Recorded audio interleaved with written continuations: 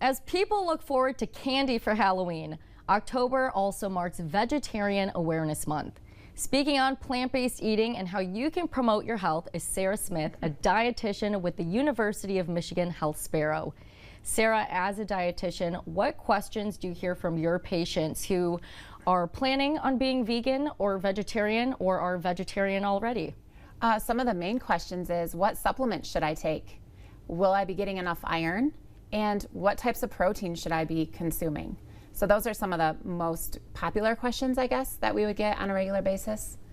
You mentioned that, how do you get your protein into your diet? From friends or people that I've heard of who are going vegetarian or already vegetarian, they're like, how do you get your protein in when it's lots of vegetables? How do they incorporate that? Well, protein can be found in many different things. So beans, nuts, lentils, you could even use peanut butter or almond butter.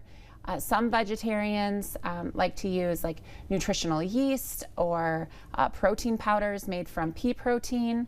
Other types of protein sources that you can use, I guess, depending if you're vegan or vegetarian. Some will use eggs occasionally or dairy. They might just be eliminating the animal protein itself.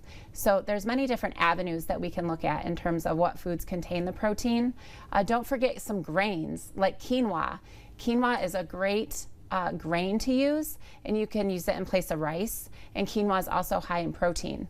So a lot of patients like to incorporate that into salads or sides or stir fries. Or we also see a lot of soy, like tofu or edamame, as some protein-based options as well. Whew, so yeah. lots of There's a lot of options. Yeah, seriously, you listed like a whole number of them. And they're in these foods that you wouldn't typically think that protein would be in. For people who want to get started or are already vegetarian, what baby steps can they take so that their mind and body feel at ease with this new lifestyle? A lot of people like to maybe do a themed meal once or twice a week with their family or just for themselves. So maybe try meatless Mondays, right? So on Monday, you don't eat any meat. You just eat a lot of plant-based proteins. So maybe you might be incorporating more beans or quinoa or nuts or peanut butter, things to that nature. Or just focusing on making 75% of your plate from plants.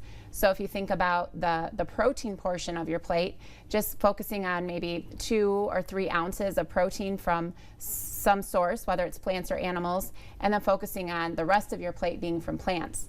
I know that vegetables can be hard to get on your plate too, so hey, this is a great way to incorporate all of that and again, have that well-balanced diet. Yep. Sarah, thank you so much for joining us on Mid-Michigan Matters. You're welcome, Taylor.